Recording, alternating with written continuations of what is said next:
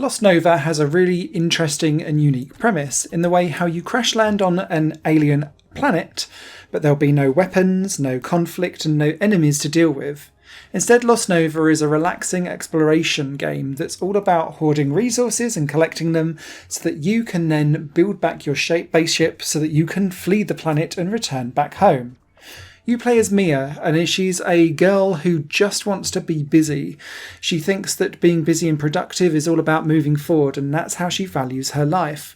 But the world in which she crash lands into is very chilled and relaxed, and so a lot of the comedy that comes through the written dialogue on the screen is not just around the cuteness of the fact that it's like fruit come to life and weird robots that talk in binary speak, but it's about the fact that they're all chill and relax and not really in a rush, but she's desperate to get home. And so there's a kind of irksome conflict going on dialogue-wise there that leads to some offbeat comedy. The way how the gameplay works is that you're put into a semi-open world experience that opens up slowly over time as you build up your powers, and I'll come to that later. But the idea is that Mia basically works like a twin-stick shooter. She'll have a laser gun that you can manoeuvre around in full 360 motion, and in doing so you will laser and hoard resources from trees, rocks, gems in the ground, fauna, just whatever it is that you're doing. As long as you can laser it and there's a little health gauge underneath, it will become resource for you to collect. Thankfully, there's no inventory management to really deal with, and what you can do is once you've lined up your pockets, you can dump it into your ship's kind of little safe space. And in doing so, what you can then do is unlock additional extra contraptions for your ship as you build up your ship to start converting one resource into another so that you can then unlock upgrades for your ship and slowly build it back to life. Each of the 4 main upgrades for your ship are held in different areas, and the idea is that each area has a unique game mechanic that it tries to exploit.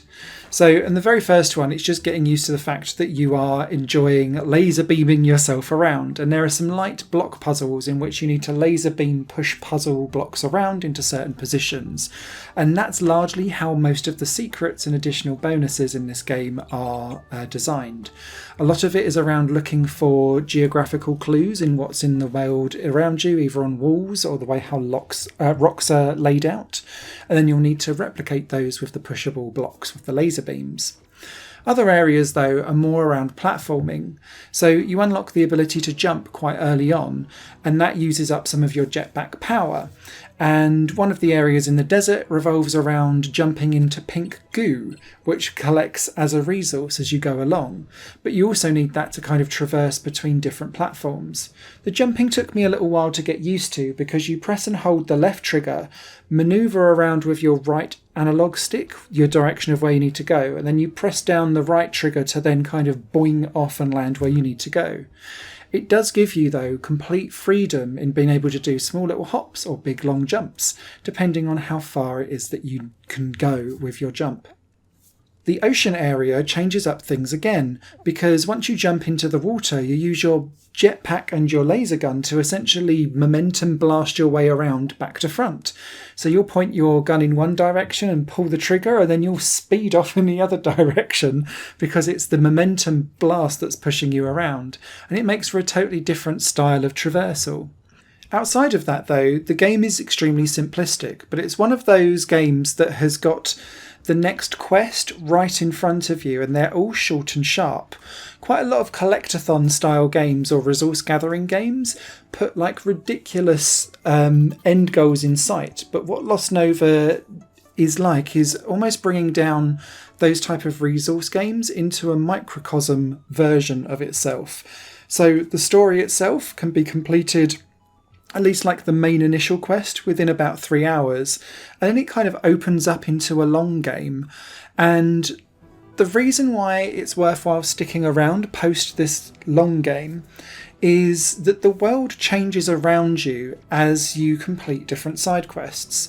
So characters move location, they take up different jobs or different skills, they interact with each other, you can unlock a postal system and deliver parcels to each other.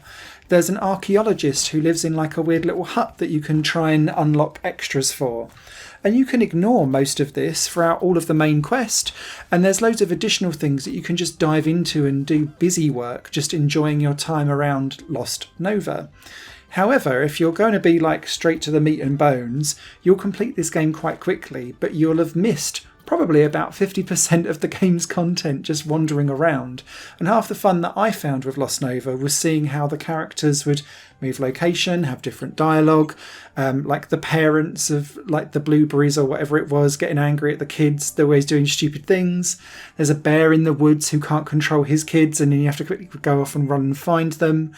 There's fishing mini game, but again, it doesn't really take more than a couple of seconds per fish to collect, so it doesn't feel like a massive time investment.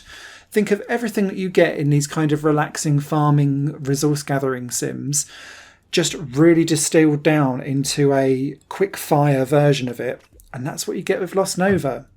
The game ran absolutely smoothly. I didn't run into any problems or issues at all.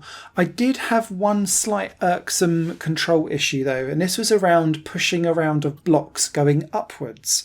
I don't know what the problem was, but quite often whenever I stood directly beneath a block and used my laser beam to push up against a block so it would move up the screen, it just wouldn't have it. Even though I could see it connecting, just nothing would move. And so what I ended up having to do to move blocks upwards quite often was to move slightly to the side and hit it at a 45-degree angle, and then it would be perfectly fine. It seemed like a really odd bug, but yeah, it was the only thing that kind of made me go, ugh. The rest of the game I found absolutely adorable, delightful, and weirdly full of dopamine in the way how it just drops constant little tiny mini fetch quests in front of your eyes that don't take more than a couple of minutes to complete, and you can just keep going and going and going, and then sooner or later you found 45 minutes has gone and you're like, what? What have I done? But you've had a good time. So that's Lost Nova. It's out on PC now and made by a solo dev. Great piece of work.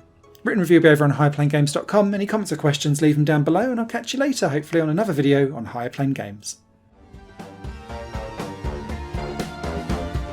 Higher Plane Games is part of the Higher Plane Network, a completely independent media outlet supported by people like you. The goal is to create the best possible content that cultivates a richer indie scene for games as well as music and entertainment. To find out more and to get involved, visit patreon.com/higherplane-network. Your support makes all the difference, and in return you'll gain access to bonus content and downloads. Thank you for watching.